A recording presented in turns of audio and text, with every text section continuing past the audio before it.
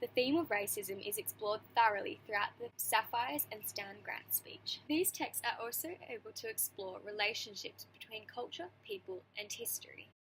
The movie particularly looks at family relationships as well as a person's relationship with their culture. Kay is a character in the movie who is a part of the stolen generation. Throughout the movie, she goes on a journey of what her culture means to her after all those years of having it brutally stripped from her life. She experiences conflict between family members as she struggles to find who she is and what her culture means to her. The movie The Sapphires is able to show the general idea of what many Indigenous people in history had to go through within relationships between person and culture. The Sapphires and Grant's speech share a key theme of conflict too. These texts delve particularly into conflict that arises due to different races occupying the same land. The two pieces show the Indigenous people and is a reminder of history we would rather forget. These texts are able to force the audience to remember our history. The Sapphires is able to show this racism in a mitigated fashion, directed so that a typical Australian can access it comfortably without being let off the hook. Yes, it does show themes of racism. However, they are quite mild compared to many of the events that actually happened at the time.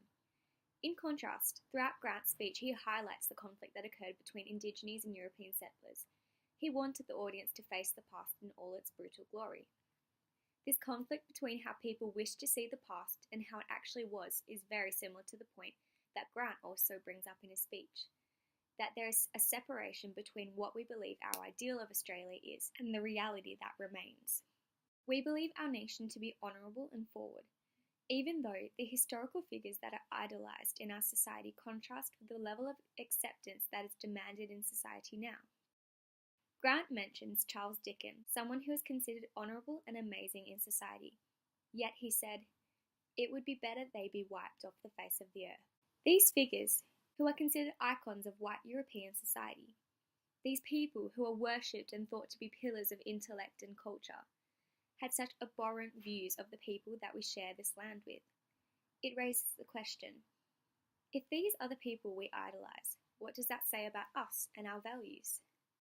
The Sapphires and Stan Grant's speech, Racism is Destroying the Australian Dream, are very powerful in delving into the themes of racism, relationships and conflict in both the historical and modern context.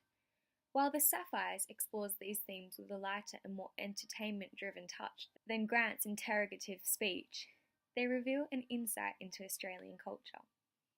I hope you enjoyed. Thank you.